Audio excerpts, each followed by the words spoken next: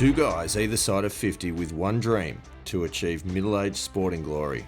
This is the Missing Links Golf Show.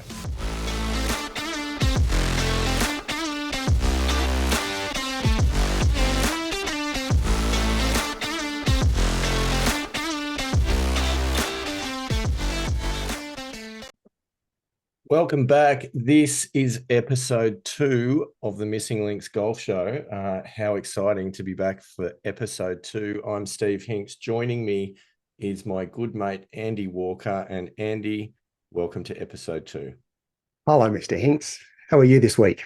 I am so good. What a week it's been, the launch of our brand new podcast. And I'm happy to say that we've got listeners. So hello to everybody out there who's been listening. So exciting to have you with us. I am super excited. Yeah, so for those of you that listened to episode 1, you would have heard a little bit of an intro about what we're here to talk about in this show. And of course, it is our dream to find some lost sporting glory in the twilight years of middle age. All is not lost. If we can do it, anyone can do it. So maybe a little way away at this point in time, but we're working on it. It's a journey. We're at the beginning. We're at the starting line, and I think we are. I think that's the point for this episode is starting lines. This is where we're beginning, the baselines or the starting lines. I kind of like starting lines because there's a little bit of a golf reference there. Your starting line of your shot. So anyhow, so we're on the first tee. Thin. Is that what you're telling me? We're probably on the range actually at the moment. But I thought what we should do is to dive in a little bit more detail and actually have a look at where our games are at, because without doing that, we don't really know how to formulate a plan and how to identify the parts of our games that we need to improve if we're going to have any success on this journey. So, Andy Walker, how do you feel about diving into a bit of data and talking about our respective games today? Yeah, good. Look, I did a little bit of work during the week just to do some analysis on where my game is, and look, let's face it, it's a long way from where I want it to be. However, in some areas, is it a long way? I guess it depends where you're comparing to. See, I always compare myself to when I was playing off scratch and +1. Now, is that a fair comparison? Yeah, probably not, given where I'm at in life. However, that's naturally where I'm going to go. I'm always going to compare myself to when I was playing my best. So, look, feels a bit to me like a Bruce Springsteen song, "Glory Days." Well, as we covered last week, I didn't have too many glory days after hitting shanks and the like. We won't. I promise you won't talk about that shank in every episode, but we're 2 for 2 so far. Not at all. Yeah. Anyway, look, you're saying. Yeah. So look, my game in some areas. Look, my current handicap's 4.4, which we covered last week. Now I do have a 2.8 round dropping off in my next competition round, so that may get a little bit higher depending on how I play. Don't want to go out and put too much pressure on myself in my next round, because it's obviously over 20 rounds where you get your handicap from. But yeah, 2.8 for the next round, so it may sort of go up a little bit before we see any improvement. However, I look at where I was 12 months ago, and I was actually off 4.4 12 months ago, so I've flatlined for the last 12 months from a handicap perspective. But that's also that I haven't really played that much either, so I can't really expect to improve when I'm not playing that much. So it's it's gone from sort of the range is 4.3 up to 5.0. That's where we're at over the last 12 months. Now I look back 2 years ago and I was 3.0. So again, as we covered last week, I'm heading your way when it comes to handicap. Yep. Which is fine. It's a good place to be. I enjoy my golf, so welcome aboard at any point to the other side of single digits. Yeah. Look, I have to say, if I move out of single digits, I think we covered this last week, that it may be a short podcast. About it. Yeah. Okay, let's not let that happen. One other thing that I would say though is that in this flatline period that you've talked about in the last couple of years, you haven't necessarily had the pressure or the focus to really have that growth mindset and have that development mindset to improve the game. And that's part of the reason why we're doing this show, is to actually give ourselves that space where we really want to focus on improvement and figure out what works. Because I think for a lot of other people out there, you look at your golf game, you want to improve, but you just don't know where to start, how to analyze your current performance and how to develop a training plan to actually improve. So that's one of the things that we really want to do. Well, that's it, and I haven't had a plan. I had goals and ambitions when I was playing seriously, but since then, since 1996, I've had no plan for golf. Yep. It's been when I can play golf. For the first 15 years, it wasn't at all playing golf, but over the last 10 years, it sort of fitted in when life allows it to fit in, and that's never going to be conducive to getting back to your best golf. Mm. Mm. So looking at Arccos, and got to remember that I've only played 4 rounds with Arccos, so the data, we don't have a great sort of data set, so it may change dramatically over the next, say, 6 months when as I play more, as I get more data into Arccos. But when it comes to the measure of strokes gained, now I'm comparing to a scratch handicapper. Yep. Now, just a little bit about strokes gained and my understanding of strokes gained. It's so, for instance, if you're on a par 4, say it's a 400-meter par 4, and a scratch golfer expects to get into the hole in 4 shots, so they're expecting a par. Mm-hmm. Now, if a scratch golfer hits it, say 250 meters down the middle of the fairway, and they've got 150 meters left into the flag, from 150 meters, they're expected to get up into the hole in 3 shots. Now, if you smoke it down the fairway 280, you're going to be in a better position than the scratch golfers. So your strokes gained might be 0.2 or 0.3 of a shot, because you've only got 120 meters into the flag. So it might be expected that on occasions you're going to make birdie more often than what the scratch golfer would from 150 meters. Whereas if you squeeze one 200 meters down the fairway, you're still only going to be 200 meters to the flag. So you might lose 0.5 of a shot to the scratch golfer. So it's all relative to the hole and the expected shots that it will take to get into the hole. That's right. So what we're really talking about is that it's based on a very large data set, which is calculating against a benchmark, in this case, scratch golfers. And that would be different if you're looking at it against 5 handicappers or 10 handicappers, or certainly different as well if you're talking about tour pros. But what it's really saying is that not all fairways in regulation are equal, because obviously proximity to the flag makes a huge difference in your scoring opportunities because of the type of club that you've got to hit on your next shot. So that's kind of, I think, probably as deep into strokes gained as we need to go right now, but maybe that's a topic for another time to go into it more deeply. Otherwise, we'll spend the whole episode talking about strokes gained. Strokes gained, yeah. Yep. Yep. So coming back to my strokes gained, so my strokes gained is minus 7.3 in relation to a scratch golfer. So for a round of golf, I'm losing 7.3 shots to a scratch marker. Now, if we break that down a little bit further, I'm losing 1.6 shots in driving, 2.6 shots in approach shots, 2.1 shots in my short game, and 1.0 shots in my putting. Now, that to me is a little bit surprising because I've always thought the strength of my game is my approach play and my irons. But as per Arccos, now again, disclaimer, I've only played 4 rounds with, so this may change dramatically over the next 6 months. But I always thought my strength was my irons. I always thought my weakness was my putting, but that doesn't seem to be the case over the 4 rounds that I've played, which I found quite interesting. It is interesting, but I think it also brings into question one of those topics that we were talking about outside of the podcast, which is around how many strokes genuinely can you gain putting versus how many strokes can you really gain ball striking. And I think we know that the answer to that is it flies in the face of conventional wisdom, where a lot of people talk about just practice your short game, practice your putting, practice your chipping. You actually stand to gain more strokes by improving the quality of your ball striking, and certainly from outside of 150 meters as well.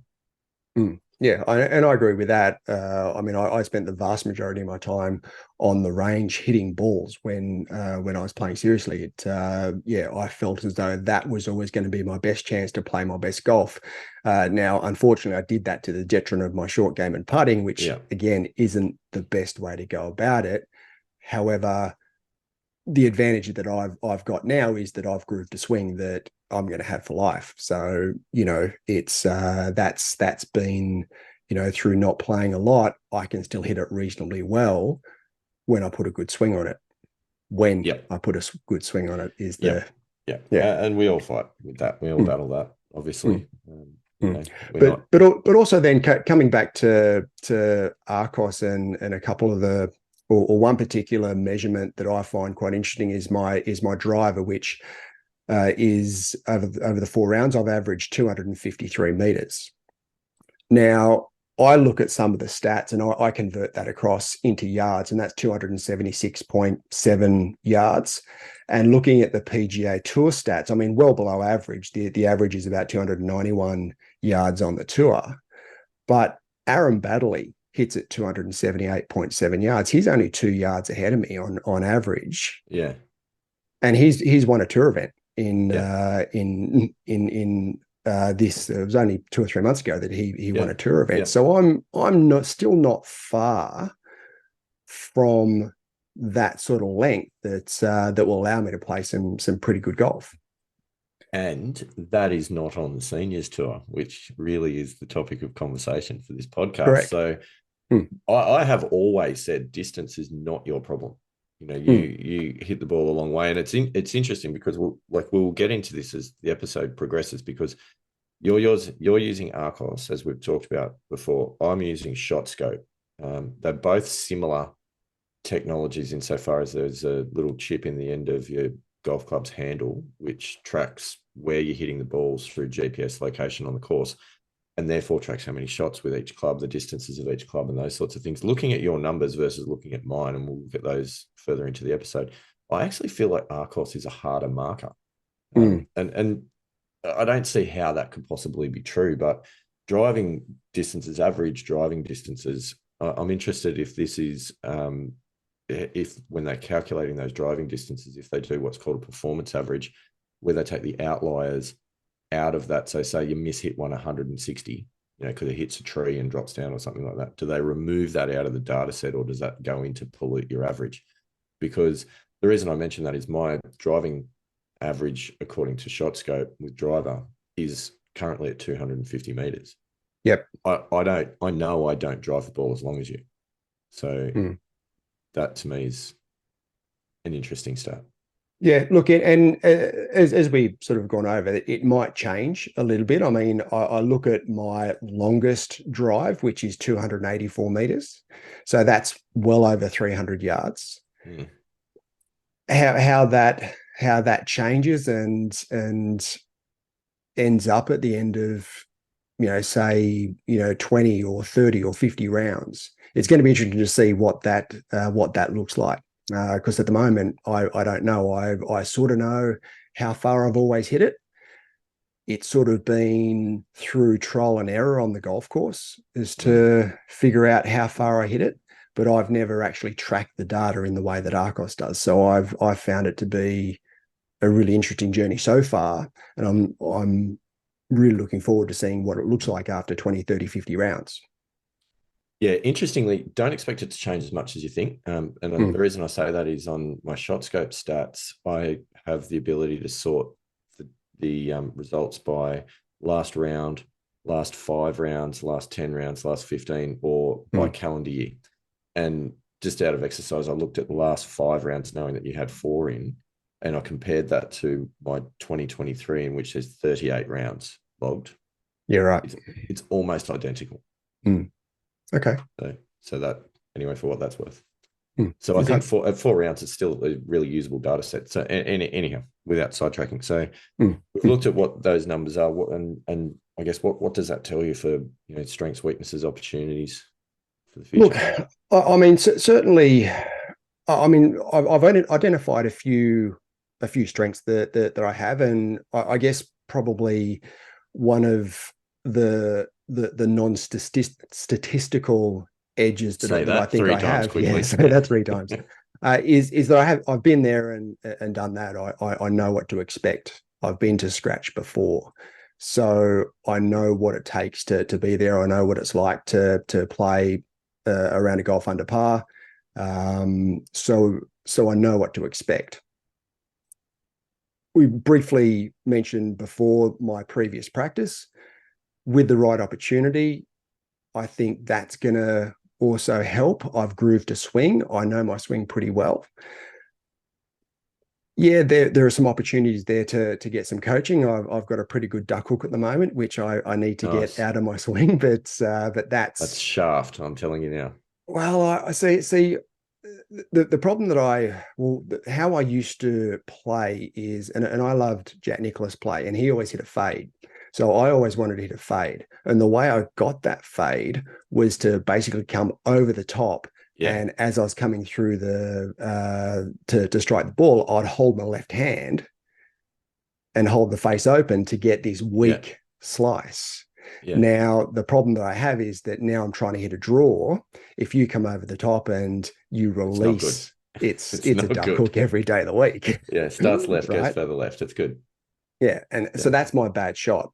So potentially there could be some shaft issues there, but I think my main issue with that duck hook is technical, and that is getting in behind the ball and getting on plane and swinging through rather than across and holding my left hand. So that's and I need to work on that, and that's begun. I actually went to the range yesterday and started working on that, and that was there were some good results when I swung in the way that I wanted to swing. Yeah. So, as we talked very briefly in episode one about club fittings, and I don't want to derail this discussion to go down that path, but the thing with club fittings is it won't fix a bad swing.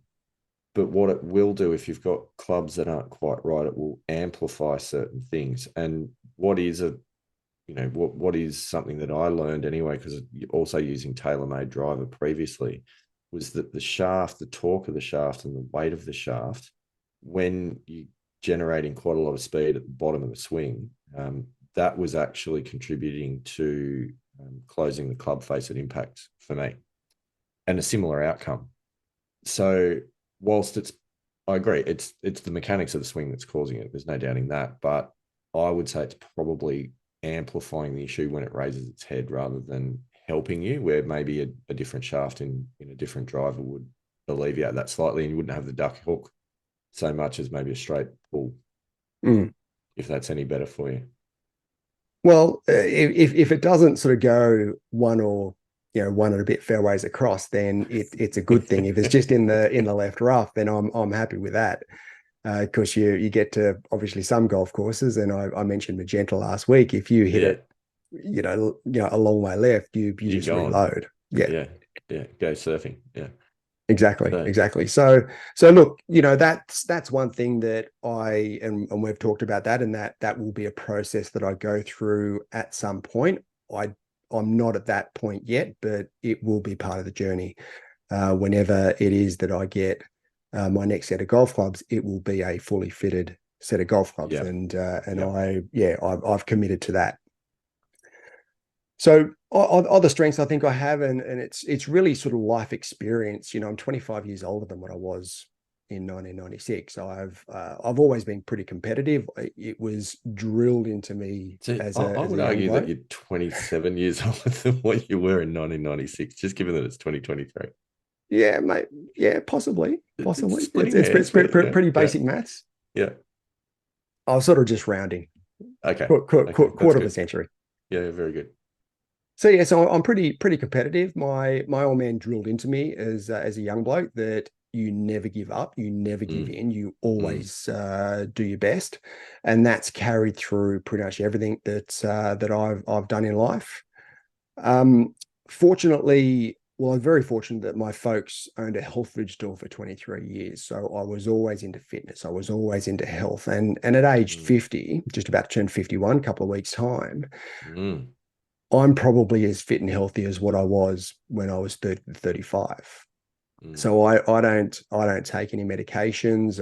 I don't need to take painkillers. I know that during our last trip, the three blokes, including yourself, Mr. Hinks, that we travelled with, you guys could have opened a pharmacy with the stuff that you guys took, and That I is don't true. take any of that. So I think that's been a real benefit and will be a real benefit is my fitness and my health at my age.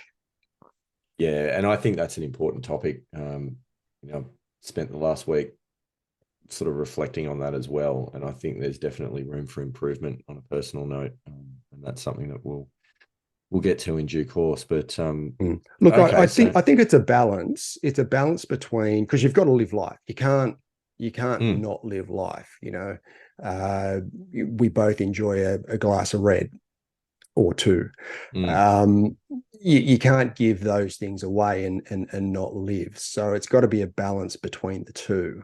But I certainly think that physical fitness, certainly, and movement, whether that be resistance training or stretching or some form of movement, is critical to maintaining mobility and maintaining strength as we move into this next phase. I think there's no doubting that. Flexibility is a big one that I think you start to lose when you're not doing the right exercises or you're not doing enough exercises or any exercises at certain times. So, I definitely think there's something in that without a doubt. Okay. So, any other sort of starting line reflections on your game? Well, I sort of then move on to weaknesses. I think time is probably my biggest weakness in that I don't have a lot of it. I've got a business. I've uh, got young kids. As they get older, it's going to alleviate, and I'm going to have a lot more time. But at the moment, probably once a week is the most that I can really foresee myself putting into golf, certainly for the Mm, next 12 months. And then expectations, and we covered that before. I have probably too high of mm. expectations of where my golf should be at this point in time as to where it is. So I probably need to work on expectations a little bit. Yeah, I think that's quite a big topic. Certainly on the golf course, it's a big topic. I don't think that there's a problem having high expectations in your preparation, in your training, all of those parts of the game. But when it comes to standing on the tee and standing over the ball, I think that's where high expectations actually can really bring you undone. And Mm, that's a very big topic that we're not going to dive into right now, but it's mm. definitely, that's definitely one that's relevant. Well, Um, interesting. I just finished reading a book called Golf Psychology When Positive Thinking Doesn't Work by Jonathan Adler. And he says that you need to be optimistic when you stand over the golf ball, but realistic, which yeah, I think is a pretty good mindset to have. So you've always got to be optimistic. You've got to have confidence that you can hit the shot that you want to, but you've also yeah. got to be realistic as to where your game is at the moment. Yeah, and I think where that really comes in is that if you expect that you're going to pipe one up the center of the fairway off the first or off any tee box, and you don't, and you push it into the tree line or you just put it into the rough or something along those lines, like that's a shot you're going to hit. That's an acceptable shot for not just amateur golfers, but tour pros do it as well. So Mm. for us to do that and then beat ourselves up, and then where the problem really lies is when you get over the ball for your second shot and you're still cranky and you're still angry from the one before, and it's clouding your thought process, and it's Definitely. starting to inhibit your athletic ability as well to hit the Mm. next shot. That's Yeah. where things really become. So it's that having a realistic expectation and then acceptance Mm. of the outcome, which is another Yep. thing. You go, all right, I've hit the shot, that's where it is. Dustin Johnson style, go find it, hit it again. um, Pretty simple game in Dustin's head. We love you, Dustin.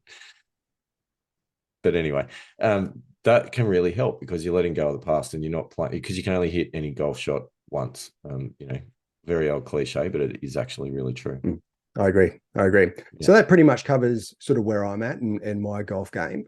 Mm. That's my baseline. So let's have a look at your game, Mr. Hinks, and see where you're at in your self-assessment. Yeah. So it's interesting actually. What I might start doing, because I've had a look at my strokes gained against a scratch handicapper, which is I'll get to. I've also looked at it against a 10 handicapper, which is where I currently am at. So that's kind of, if you like, against the peer group. I also looked at it against 5 handicapper, which is as close as I Right. can get in my stats to where you currently are at. And also it splits the difference between where I'm at and scratch, because otherwise it's a very, very big gap.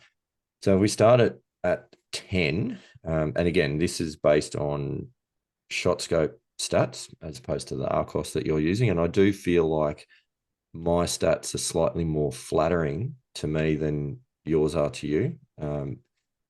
Which So anyway, does Shot Scope take out those outliers? yeah, it does. Oh, it does. It Right. does. It does. Which, and the other thing that it does is you can, I don't know if you can do this on Arccos, but say you've hit a drive into the trees and you need to bunt a 7-iron out onto the fairway. You can mark that shot as positional because you're not going for the green, and it will take it Right. away from your green's success rate for approach shots. Right. And it also won't use it for the calculation of average distances for the club. Otherwise, it throws your distances out. So I think it's actually a really smart function from that point of view because it makes your average distances with your club more accurate for full shots, not taking into account half shots. Yep. Anyway, so strokes gained against a 10 handicapper. ShotScope is saying that I am currently gaining 2.66 shots on the field Nice. against my peer group, which is good. I'm quite happy with that. Otherwise, I'd be going in the wrong direction. So that's good. That's good. Welcome to my life. Yeah. So anyway, how does that break down? So tee shots, I am gaining 2.59 shots on the field, Well, that's good. which is good. And I think that's probably because, not trying to be Bryson about this, but I think I probably drive the ball longer than your average 10 handicapper when you look at the stats. As we're saying, my shot scope's telling me my average driving length is 250 meters. I don't think it's quite that. Like I think when I get a hold of one, I'm hitting it in the 250 to 260 range. But often it's sort of in the 230 to 240 range because I would say I have more off-center hits than what you do. So look, it makes the game so much easier when you're driving well.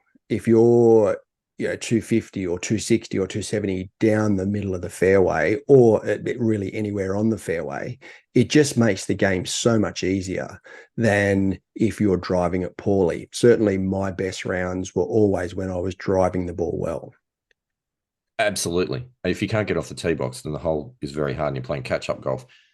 As you know, the rest of our little society of missing links golfers, I would say comfortably I'm probably driving the ball longer than most of those guys. So that I think that's probably fair.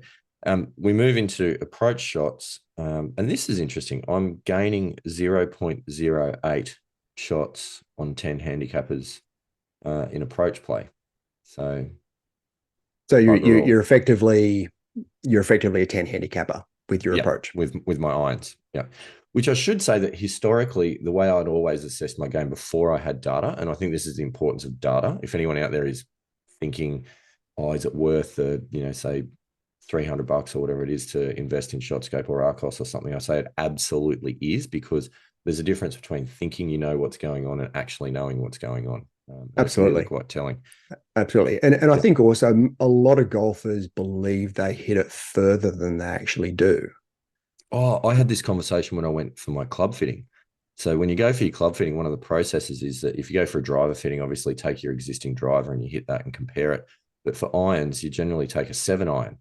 and you hit your 7 iron, and like a lot of the shaft calculations is based on your swing speed and your distances with the 7 iron. So I walked in, spoke to the pro, who said, "So how far do you hit your 7 iron?" And I said, "Well, I'm not going to tell you how far I think I hit it. I'm going to show you my stats that I've collected, and this is how Yeah. far I actually do hit it." And he went, "Wow, How'd that go down? yeah." He said, "That's fantastic." He said, "But you know what? I'm going to put you on the track, man, and we're going to see what my stats tell you." Yep. It was to the number. It was Right. exactly the same number. And he loved it because he said every single person that comes in here for a fitting, they'll say, "I hit my 7 iron 160 meters." I put them on the track, man, and they hit it 135.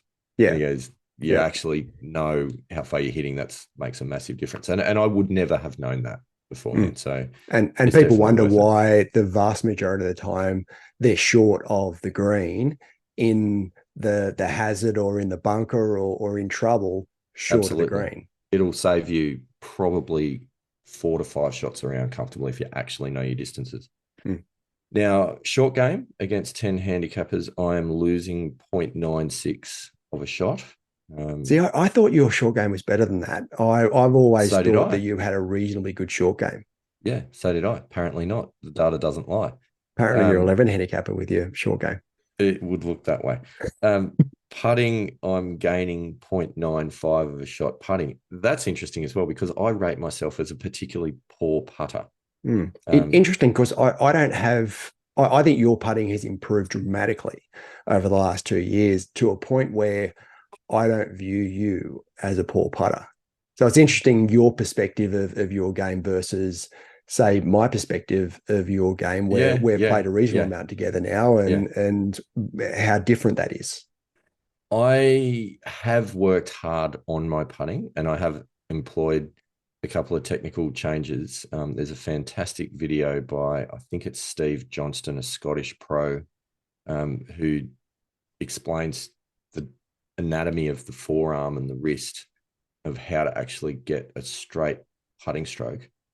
What that's done is following that technique, I've now been able to roll the line on the ball, which I could never do. I would always putt with a scrambled seam.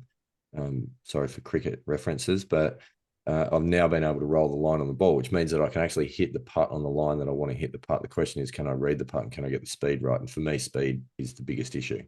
Um, but it has improved, yes, but I think there's this ingrained history within my mind of all of the years that I putted dreadfully, that's hard to mentally overcome as well. So I still sort of see things from that perspective.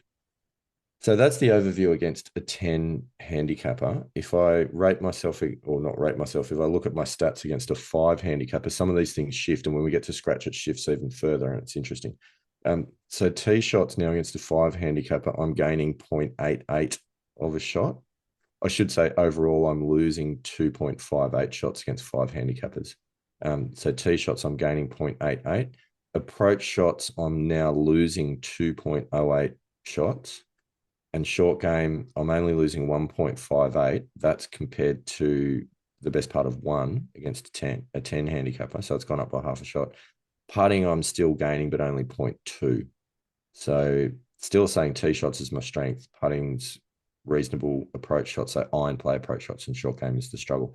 Now, this is where it gets interesting is when we move to comparing to a scratch handicapper. Now, and this is what I was saying. I feel like Shot Scope is being flattering to me and harsh on you because it was saying that you were losing 7.3 shots on a Yes. scratch Yep. handicapper. Yep. Shot Scope is saying that I'm losing 8.9 against a scratch handicapper. Okay. So That's you're only 1.5 shots behind me then. yeah. Which how is that right? Because we Well, know I think it's the data set. I've only played 4 rounds, haven't played particularly well in those 4 rounds. So yeah, I think that's going to certainly the strokes gained is going to change yeah yeah over the next 6 months. it, Yeah, it would have to maybe not the distances. The distances are probably, and I'm looking at those going, yeah, they look about right. yeah However, I certainly think the strokes gain data is going to change as opposed to yeah where they are at four yeah. rounds. And bear in mind in this data set, I've got a couple of really good rounds for me, and they're like I've got a 4.4 differential sitting in there, and a couple of sevens, and some of those sorts of things. So um, there are some there's some good rounds that bring that down. Anyhow, the data is suggesting out of that -8.9 that I am against a scratch handicapper, I'm losing 2.04 strokes off the tee, which is not bad. Like that's indicating, with driver in hand, I'm not far off the pace Yeah, of absolutely. getting low, which is good. But this is where it's really interesting. Approach play, so iron striking, I'm losing 4.61 shots Wow. against scratch handicappers. So that's where it is. Mm. Short game, I'm losing 2.0. Um, and putting, I'm only losing 0.25. So a quarter of a Which shot, which which is which nothing. is nothing. Yeah, Which is absolutely. nothing. Nothing at all. And that's where it brings in, if you like if you were to put me against a scratch handicapper, you lob both of our balls on the green, 30 feet away, we're probably going to two putt the majority of the time. I might have slightly more three putt percentage than a scratch handicapper would, but it's not going to be a huge difference. But if you put us 150 meters out in the center of the fairway, that scratch handicapper is going to hit the green closer to the pin every single time than I would. Yep. And that's what this is saying. So when I look at this, for me, I could spend a huge amount of time following traditional wisdom of short game practice, putting practice, and it's probably not going to do me a huge amount of good. Um, but what this is saying really clearly is my ball striking needs to improve. Now I Well, know that. your approach shots. Yeah, So yeah, yeah. so if you move away from your driving, because I think your driving is really good. I don't, you can always improve, obviously, and you need to keep improving driving. But I think the opportunity is your approach play, your iron play. Yeah. So let's dive into some of that data. And this is what Shot Scope does really well. I don't know if Arccos does this, but maybe it does. So what it breaks then down in, so off the tee, and it's looking at, I've got a fairway success percentage of 51%. Now this is based on 38 rounds of golf. So this is like, there's a lot of data in here. 51% fairway success. That's against a zero handicap, a scratch handicap average of 50% fairway success. So there or thereabouts. Um, what is interesting is I miss left 20% of the time, I miss right 23% of the time. Um, there's a few percentage points that are actually missing there if if you Yep. add those three up, but Yep. that's, Yep. I'm sure that's a rounding error. But basically, it's not saying that there is a predominant left or right miss, that there are misses on both sides. So that's also interesting because that's saying that I can't necessarily aim to favor one side of the fairway or the other to limit the missing, because I've got the ability to push one and to pull one. So I don't know what to read into that, if there's anything that I need to read into that, or if that's kind of normal. But what I found is more interesting is that it breaks down your approach shots as well. So I have a 38% hitting the green success rate. Yep. Now, a scratch handicapper, according to the shot scope data, would hit the green 52% of the time with approach shots. So Right. that's where I'm losing. So that's it says here a 13% differential, but when I did maths, 52 minus 38 was 14%. But anyway, that might not be, like, obviously that's a rounding issue. I'm having a bit of fun, but um, still, I can. Obviously, maths is your strength. I mean, 1996 to 2023, you got that I'm spot doing on well on the at numbers 27 tonight. years, Yeah, and yeah, yeah, yeah. yeah. It's taking you that long to actually do the long subtraction to figure out that that actually was correct. But interestingly, where do I miss? Now you talked a little bit about this. So 11% of my missed greens or 11%, sorry, of my approach shots miss the green to the left. 8% miss the green to the right. So that's not telling you a lot. 5% misses the green long, and 37% of my approach shots fall short. Right. So There's your opportunity, isn't it? yeah. Now you read a lot of stuff online about that, and the simple answer people say is take more club. Okay.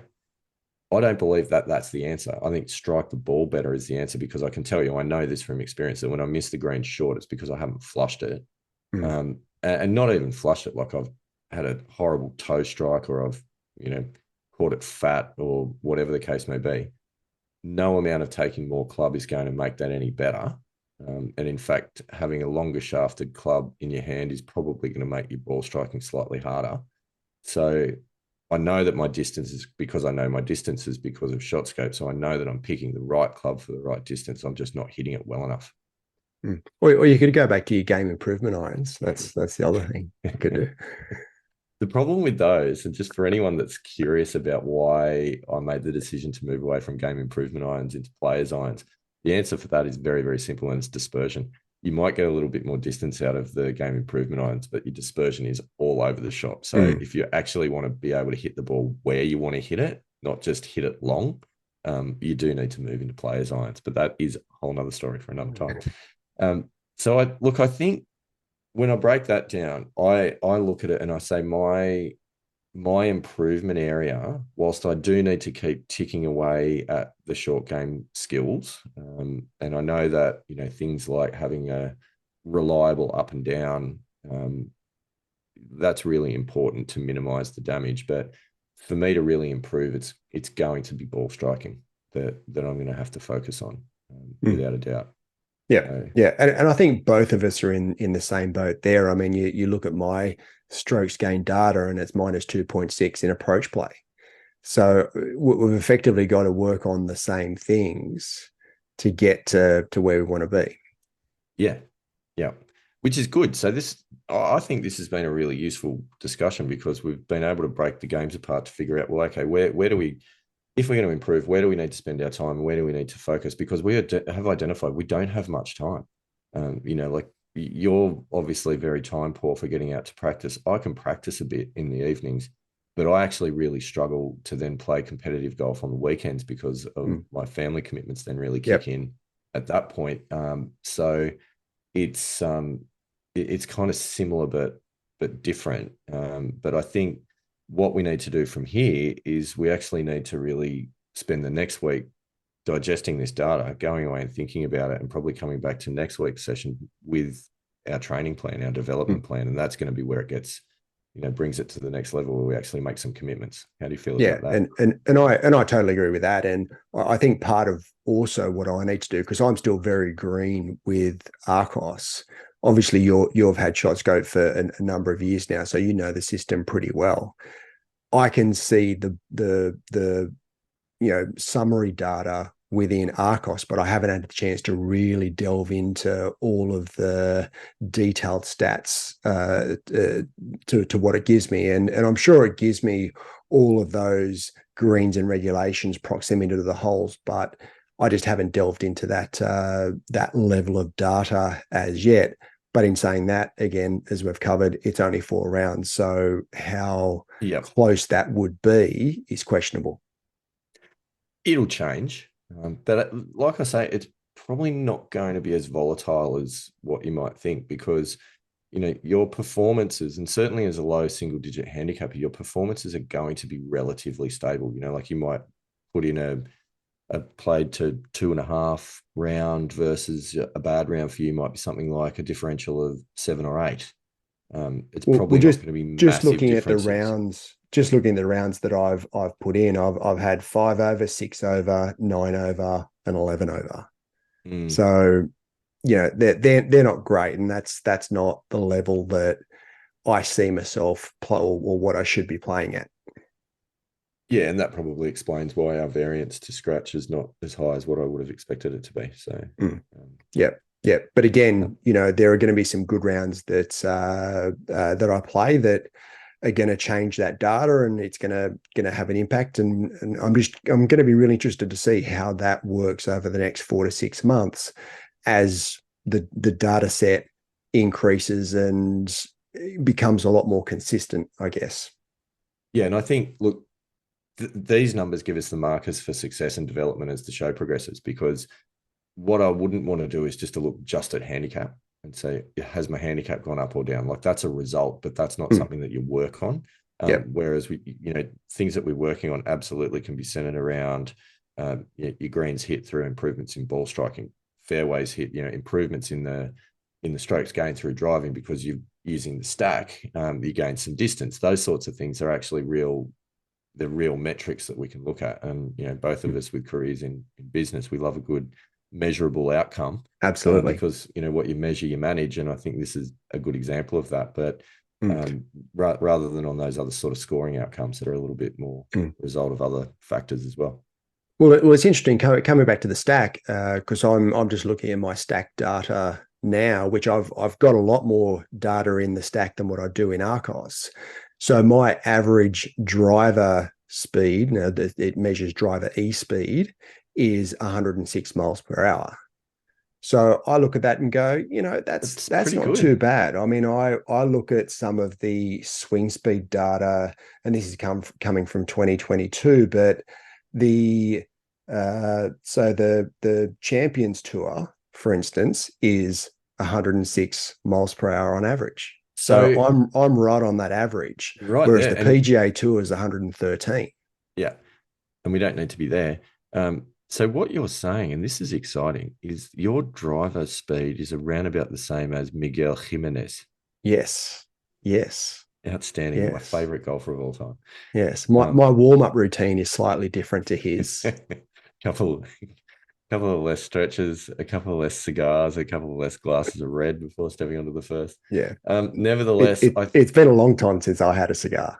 A yeah, yeah, long yeah, yeah, time. yeah, and probably will continue to be a long time. Correct. Correct. Um, I think that's about it for tonight.